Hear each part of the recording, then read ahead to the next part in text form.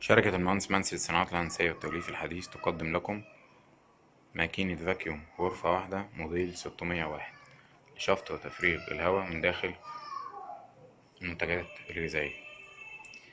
بنقدم لحضراتكم النهاردة تجربة عملية على الماكينة على منتج الملح. ادي كيس ملح داخل كيس بولي امايد شفاف، مقدم لكم من شركة المهندس منسي للصناعات الهندسية والتغليف الحديث. الماكينة سهلة وبسيطة، تشتغل على كهرباء النانز العادية 220 فولت. جسم الماكينة بالكامل من ستانلس ستيل عالي الجودة. دي الغرفة بتاعتنا. أبعاد الغرفة كالآتي: 34 عرض في 14 طول في 24 عمق.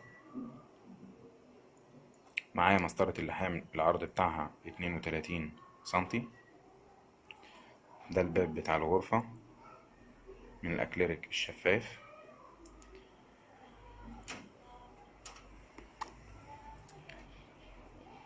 عندي العداد ده الخاص بالفاكيوم اللي بحدد منه درجة شفط الهواء من الكيس، والعداد ده الخاص باللحام.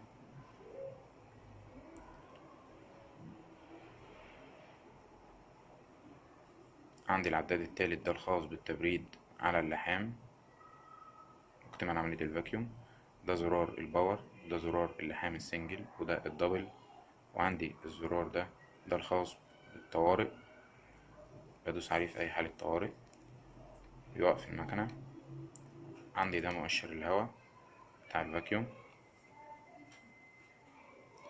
طبعا أنا من خلال الماكينة بتاعتي بقدر أحافظ على أي منتج غذائي، بحافظ عليه من البكتيريا والفطريات، وبطول في مدة صلاحيته من خلال شفط الهواء من الكيس.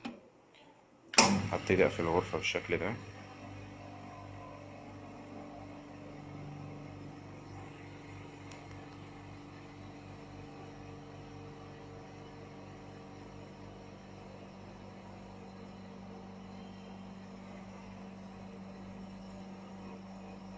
دلوقتي بتتم عملية الفاكيوم.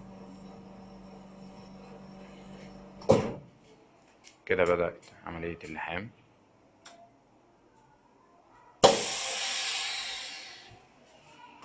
كده تمت عملية الفاكيوم.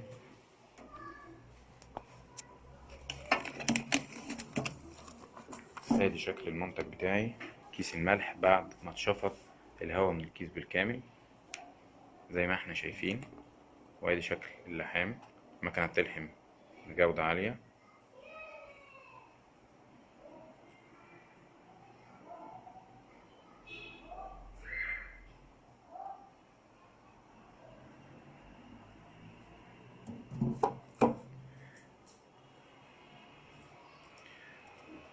ماكينة فاكيوم غرفة واحدة موديل 601 مقدمة لكم من شركة المهندس منسي للصناعات الهندسية والتغليف الحديث، فرع مدينة نصر، تحت إدارة وإشراف مهندس أحمد حسن مدير فرع مدينة نصر، شرح حسن مصطفى.